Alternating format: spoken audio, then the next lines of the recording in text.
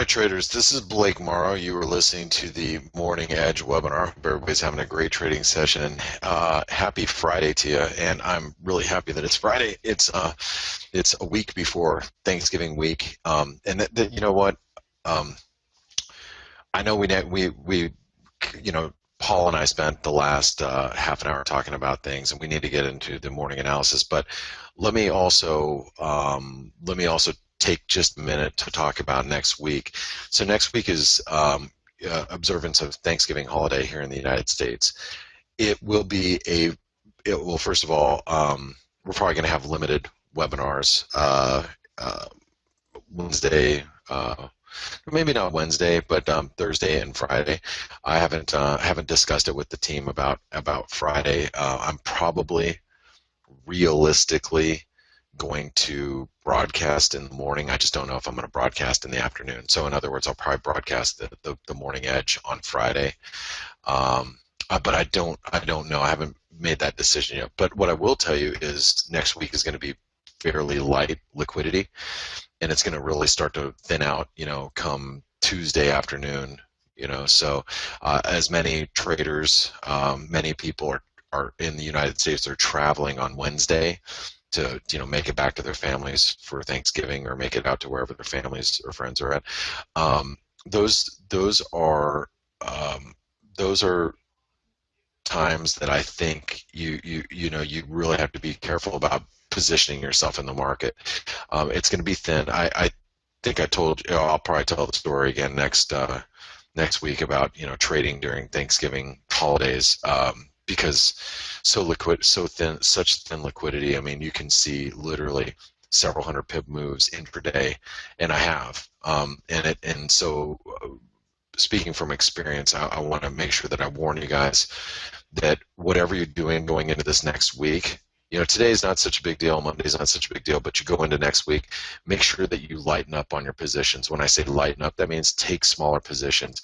I'm not exaggerating when I tell you that I've seen several hundred pip moves the day of Thanksgiving, the day following Thanksgiving, the day before Thanksgiving. I've seen a lot of crazy moves over the years. So, okay. With that being said, let's talk about the charts. And Morrow Draghi, he came out extremely bearish, and I thought he sounded a lot like BOJ's Kuroda. I thought he sounded very, very similar to Kuroda, and he is extremely dovish, and I think that's obviously putting a lot of downside pressure on the euro. So, Joe said, I think it was last year, crude lost about $4. Wow, man, did it really? This time of last year? I mean, we were at much more elevated levels, but yeah, man, that's some scary stuff. Okay, so here is the euro. I think it's safe to say that we have major support here at 106.60. What was the you said on Thanksgiving?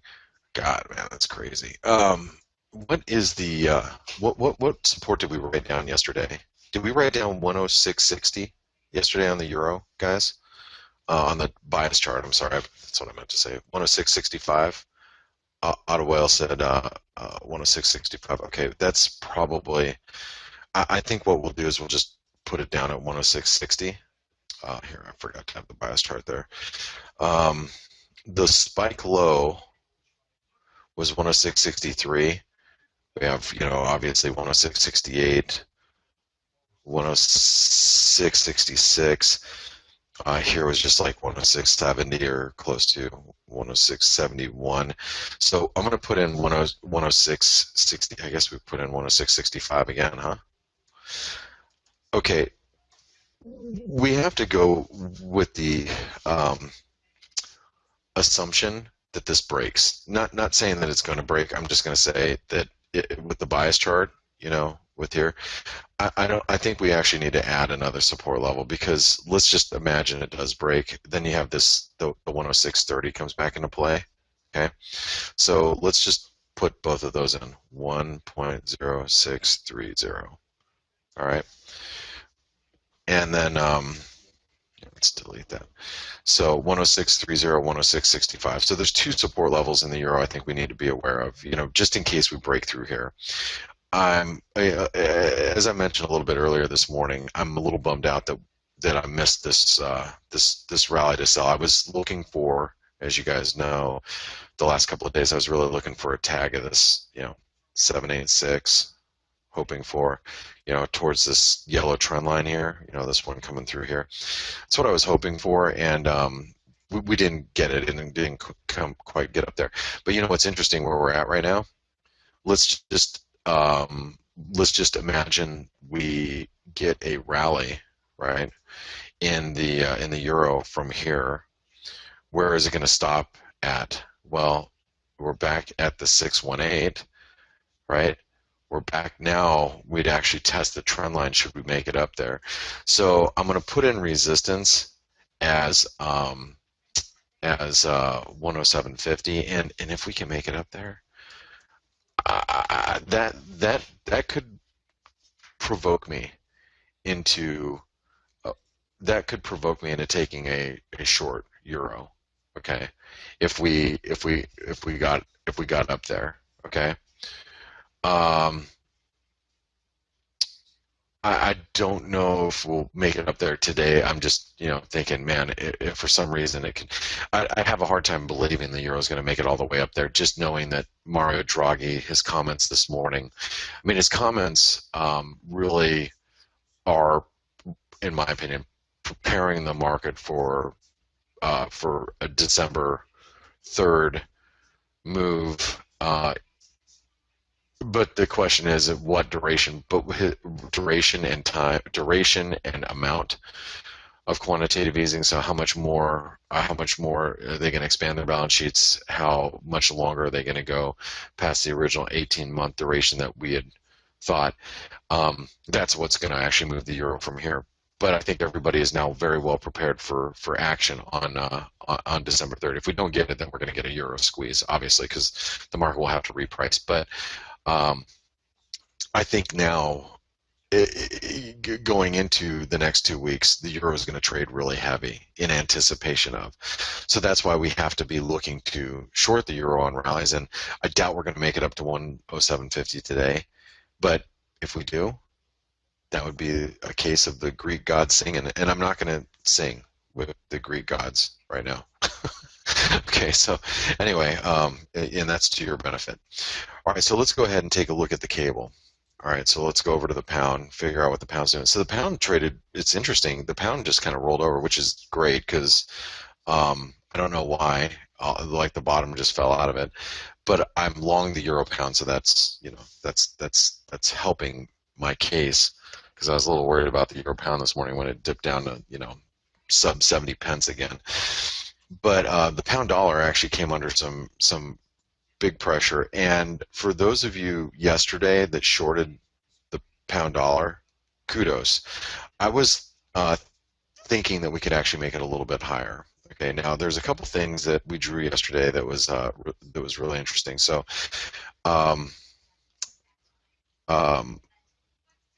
this trend line right here, I forget who brought it to my attention, but I had the trend line drawn from over here. You see, I had a little bit different trend line. So I had this drawn, right? And I forget who brought it to my attention yesterday. Said, hey, how about this trend line? I'm like, that actually makes the triangle that you see here. Oh, it was Benedict. It was you, Benedict. Very good. He goes, woohoo! Yeah, dude, you did a great job, because, see, it made it more symmetrical, the triangle, where my previous drawing wasn't. I mean, we were just looking at basically this big-ass channel that here to here, this line was the same as this line, basically, okay? And this, by making it like this, it made it more symmetrical than it was, because our previous line looked something like this, right? So that stuck really hard. And then you have this downtrend line, and you also have the 618. It's like, man, really great reversal. I know there was a lot of you guys that traded the pound to the short side. I can name like Amanda. I remember Amanda was shorting the pound. Amanda, by the way, throw me a tweet really quick if you get a chance. Amanda was shorting the pound. Nigel was. Benedict was. There's a lot of you guys doing it yesterday. So those of you that did, congratulations. I think God, there's a few of you guys that did, and those of you that did, really, really great trading. Now we're approaching support. So now here's the next question. What do you do? What do you do here, right? Well, we got not only these spike lows that we gotta worry about. Okay, we see these spike lows here. All right, we also have this trend line that's coming into play. So I think the cable's coming into some pretty good support. Now, does that mean you should go long? I don't know about that, but I do think that, look at this, all this, I call it a high traffic zone, where you get a lot of spikes and you get a lot of congestion.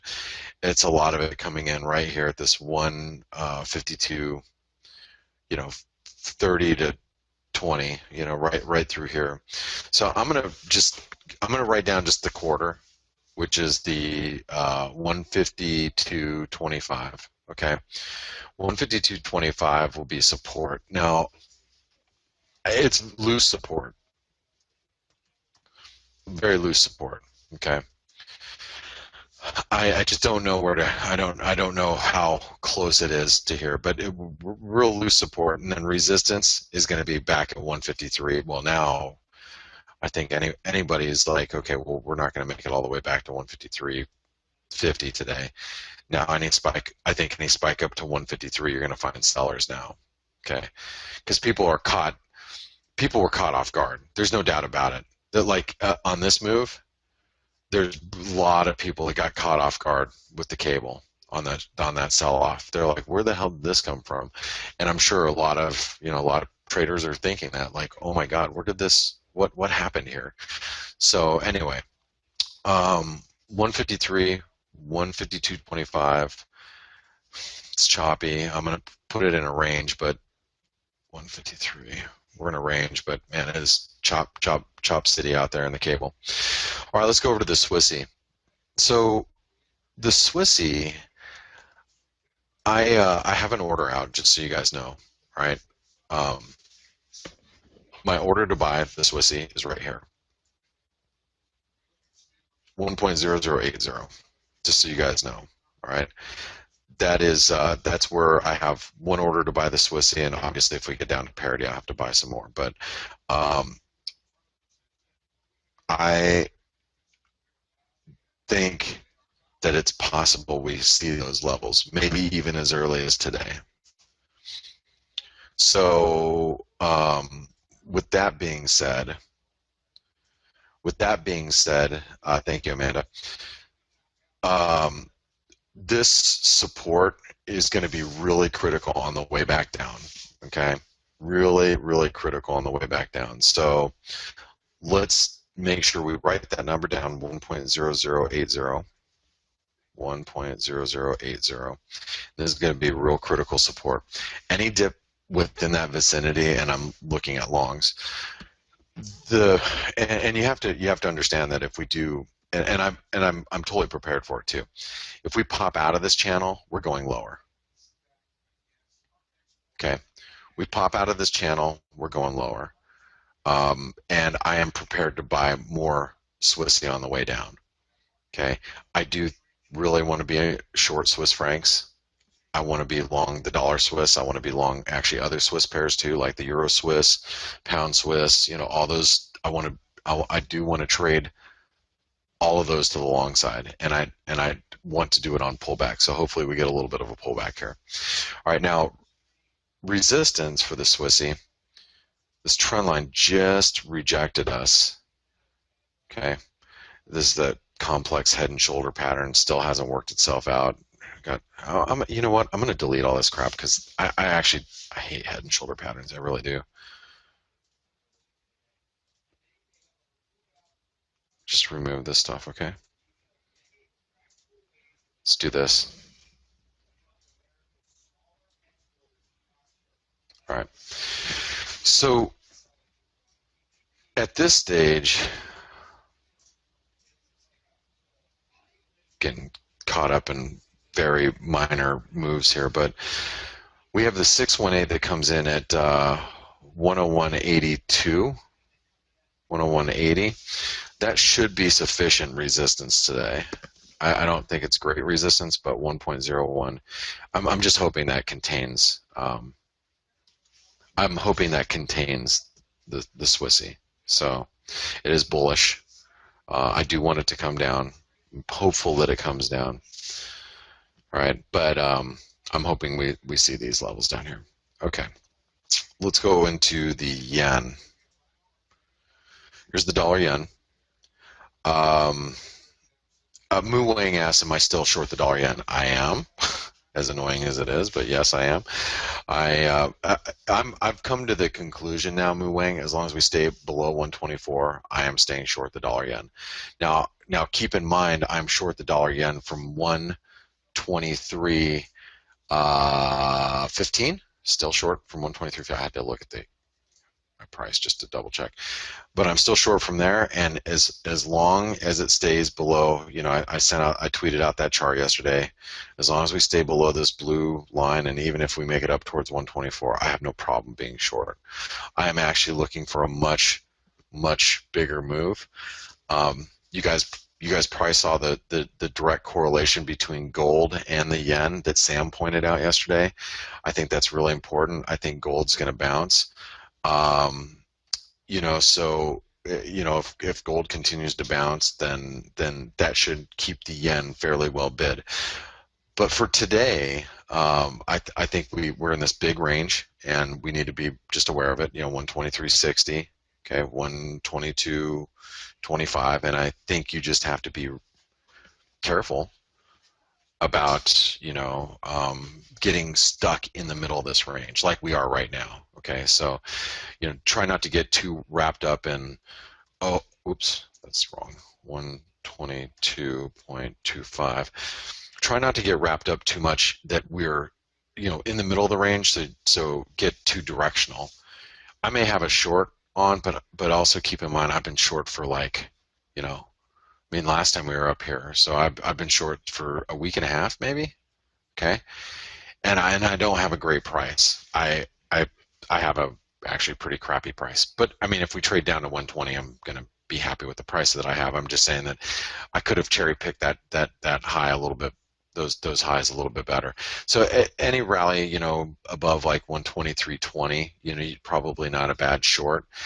If you get down here and you're like, well, I want to play it to the long side, I'd wait till we get down to 122.25. We get. So anyway, that's what I think. Let's see. Let's go into. Let's go into the dollar Canadian. Now, the dollar Canadian, this is a big deal, obviously.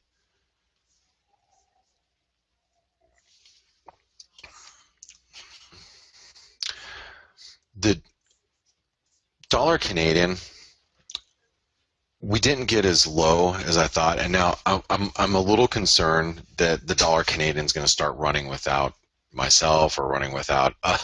I'm a little scared that the dollar Canadian is just going to bust out to the upside. We talked about this crude, and for those of you that are tuning in a little bit late, this is the crude chart that should be on your radar. We are just really close to that support. Okay, so this is a triangle formation. Bearish wedge pattern. Bearish wedge pattern. Consistent lows, lower highs. Higher probability, I would say 65% chance it breaks lower, 35% chance it breaks higher. Okay, if you held a gun to my head and said, what are the probabilities here? I'd say 65% chance we go down, 35% chance we go up. Okay, does that mean a guarantee that we're going down? No, but does it give us a higher probability of going down? Yeah, probably. Everything here matches up. Everything that you'll see here. Okay. And because if you're tuning in late, I want you to see this chart. It's important because we're dealing with Canadian news here in just half an hour. So if you look at this chart and you expand it out a little bit, here's the 4-hour chart. Look at this is the front month contracts, January contract. There's a low, okay, that comes in around 40. You notice the 161% extension of this last leg up comes in at 40. If we break through these lows, I assume we're going to 40. Okay. If we break through these lows at 41, and let's just call it a 41 and a quarter, I'm assuming we're going to 40. We have the potential of breaking all the way down through 40, maybe even down to 39 and a quarter.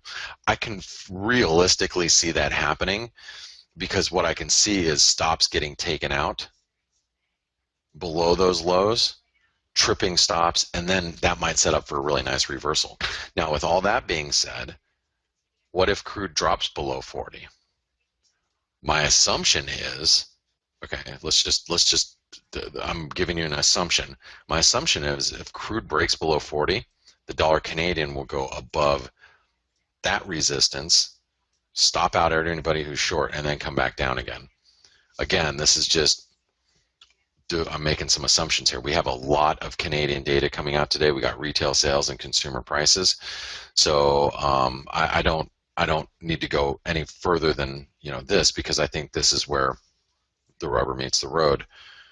We have support right here. Shit, let me get rid of that. Okay, let me get rid of this too. Okay, for right now. So we have resistance here and support here. This is pretty easy. We're mid-range. Okay, 133.70, 132.45. Let's just call it 132.50.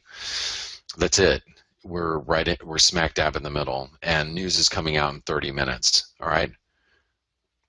I wish I could tell you, oh, it looks better for a long or looks better for a short. I can't. I mean, this is all data dependent. I don't know what the Canadian data is going to give us. I tend to believe that the Canadian data is weak, going to be weak, and like I've been telling you, I think Canadian data is going to continuously be weak for a while. I think the Canadian economy is going to suffer from low crude prices for quite some time, and it's going to take a little bit more time before the low Canadian exchange rate really starts to impact the manufacturers and the broader Canadian economy. So, in other words, I expect continued weakness in Canadian data for quite some time. All right. So with that being said, it wouldn't be surprising to see some weak data and us bolt for the upside. Okay. I don't have any right now. I don't have any Canadian exposure. I don't think I'm going to have any Canadian exposure going for the rest of the day. I doubt I'm actually even going to trade much for the rest of the day. So, but anyway, 132.50, 133.70, 1.3250, 1.3370. Okay, we're in a range right now, but and we are smack dab in the middle of that range. Okay, I am going to put you guys on hold. When I come back, we're going to do the Aussie, Kiwi, dollar index, the Nordic currencies, peso, and then I'm going to answer some of your questions. So thanks everybody for being here. Don't go anywhere. Sorry, didn't mean to yawn on you, and I know I just made a few of you yawn. I'll be back in a few. Thanks. All right, traders, this is Blake Morrow. You were listening to the Morning Edge webinar. We're going to wrap up this analysis. Let's grab like the Kiwi and the Aussie really quick. John says, "Beautiful." Calling the Canadian, not you. Sorry. Thanks. Yeah, don't call me beautiful, please. Making me nervous. All right, so actually, what's interesting about this this Kiwi, and no, let me get rid of this stuff.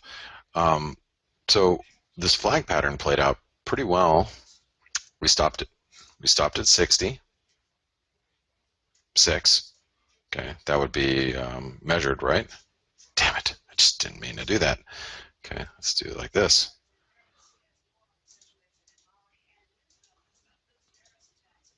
Copy, paste. Okay, measured move, flag, tagged it pretty close, and now we're coming off it. Wow, this cable is weak. What happened to the cable? Holy crap. Whoa. Anyway, um, so anyway, here's the Kiwi. So we stopped at 66. 65 cents is going to be pretty big support, and I think that's just the prices we have to watch now. 65 to 66 cents. Probably a good range to play today, in my opinion. Just 66 cents is going to be, resistance. 65 cents is support. You get close to 66 cents, probably a good short if you want to play a bounce on the long side down here at 65 cents. Probably not a bad place to do it if you want to be long the Kiwi. 65, 66, and we are in a range. Let's go into the Aussie. Now, how many of you guys? I'm going to ask you guys a real quick question. How many of you guys bought the Aussie New Zealand at the trend line? Anybody? Kelvin did? Anybody else? I did. Overnight. I actually got limited in. Daryl did? Nice. Gustavo did? Jan did? David Long at the 109.34. Trinity did? Nice. It exceeded the trend line slightly. I didn't think we would make it all the way down here, but do you remember yesterday's conversation? I'm like, well, probably break through this support. Now, remember, Amanda was asleep. Saeed did. Sanjay got in at 22. Very nice. Okay, so the conversation we had on the Lunch Money webinar yesterday was, hey, I bet you we break through the support. Now, this is obvious. I have to go back. It looked like this. I go, I bet we break through support, test the trend line, and bounce. We broke the support. We actually, the trend line actually, we broke the trend line a little bit, probably freaked a few people out. And then because, time caught up with the trend line and then bounced. I actually got long on a limit order. I was at kids soccer, and I'm like, hey, look at that. I'm like, good. I like being long the Aussie New Zealand. No big deal. I didn't think we'd be all the way back up here this morning, but it looks good. Really, really, really nice. So, but I guess the reason why I bring that up is because now it takes us over to the Aussie. Okay, so I'm really, really, Michael said missed it by 10 pips. Ah, man, that stinks. That stinks. But hey, it's all right. There's going to be plenty more trades out there. That's what brings my attention over to the Aussie dollar. So I'm really, I have to say I'm very, very torn about the Aussie right now. I'm torn because I want to be long the Aussie. I don't want to be short the dollar. Does that make sense? So when I look at the Aussie dollar, it's like, God, what do you do with it? So I mean, the best thing to do is trade crosses. If you're really like, if I look at the Aussie and I'm like, well, I'm bullish the Aussie because of the divergence that we've been seeing. But I don't want to, necessarily short the dollar, especially if the Fed's going to start raising rates. Then you have to start looking at some of the crosses: Aussie New Zealand, Aussie Canadian, Aussie Swiss, things like that. But that's what makes me really torn about the Aussie dollar. Okay, so the Aussie dollar, you have this really nasty trend line here. Okay, that comes in, and that trend line will intersect right around 72 and a quarter. All right, somewhere right around there. We're right up against resistance. You see that horizontal resistance is coming into play right there. It's at 72.20. Look, if you want to short the Aussie dollar, that's fine. I mean, this is the place to do it.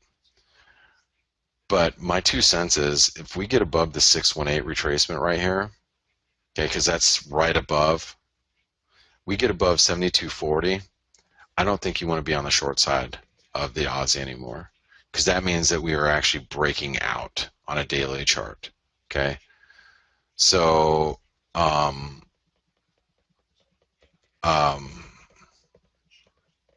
Lauren says it looks like a inverted head and shoulder from September. This right here, like shoulder, head, shoulder. Yeah, I mean, it does. I mean, there's a lot of things that look bullish about the Aussie. I'm having a hard time shorting it. Like as much as my instincts tell me to short it because of this yellow trend line, that my gut instincts say I should be shorting it right here, or actually not gut instincts, more like my rule, instinct, trading rule. But I'm a little nervous, man. I mean, I'm going to tell you, because you got gold that's firming up, you got copper that's starting to look stronger, you've got silver that's looking strong. I mean, all these are firming up from pretty key levels. So, how's that not take the Aussie higher? So that's where I'm really torn. But I'm going to write down that 0.7240 is really key resistance. All right, and if you're short the Aussie, it's fine. You just, as long as you're not below, as long as you don't get above that too aggressively. Okay. Now, with that being said, where's support? I don't know where support is. I guess support's right back down here. I mean, this to me, it would be pretty solid support today. You can see all of these wicks through here, right? Here, here, here, here, here, all the way back down, and that comes in at 71.50. So that's where really key support for the Aussie comes in. For today, I'm really torn on the Aussie dollar.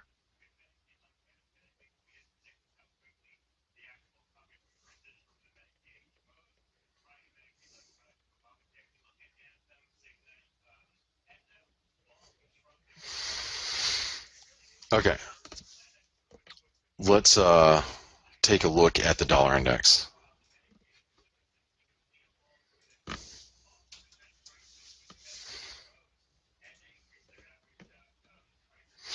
So here's the dollar index, and remember, we took out this uptrend line. We can go back and test it too. So that means that means we can go back and hit highs, no problem. Not saying that we're going to. I'm just saying it won't be an issue. In other words, we could go right back up here, and it's not going to change anything. Okay, we can just go boop boop. You know what I mean? So that resistance is going to be pretty key. That comes in at 99.70. Let's just call it 99.75. Okay, 99.75. That's resistance. Oops, it's bullish. Sorry. Support 98.70.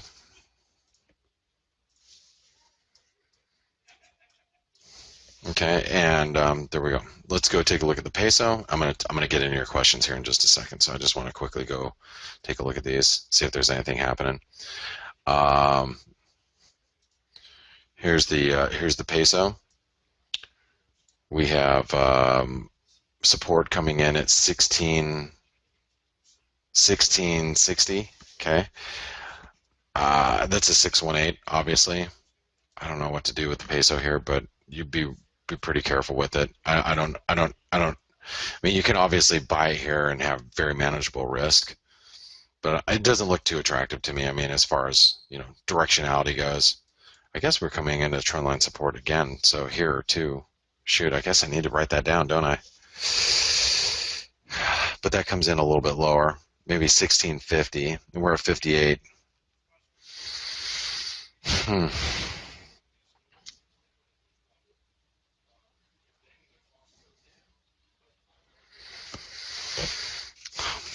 I don't know.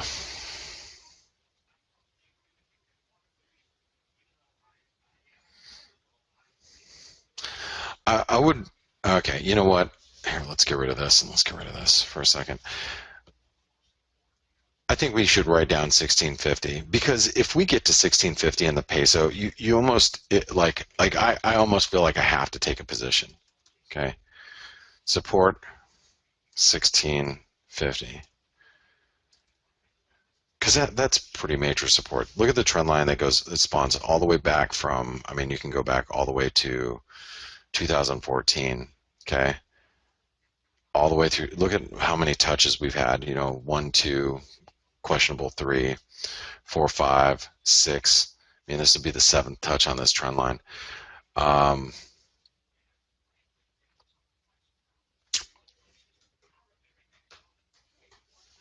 Okay. Now the question is, where's resistance? I guess resistance is back here because this is previous support. So resistance for the peso would be right there at 1665.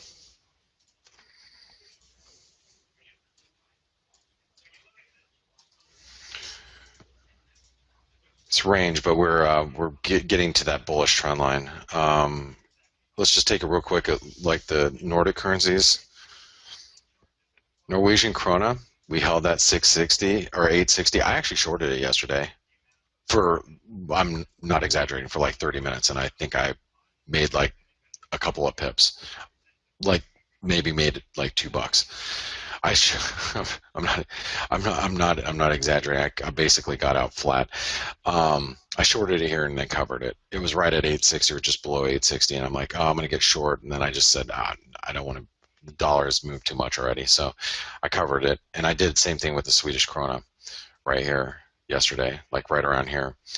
These things are still, like the US dollar and Norwegian krona is sitting on support, but I don't know if I'd be too excited about buying it right now, knowing that the euro dollar could bounce. So anyway, I'm going to leave those off the bias chart. So here is the bias chart for you guys, and let me go and ask some questions. I got to answer some questions. I got asked about how do I feel about gold right now.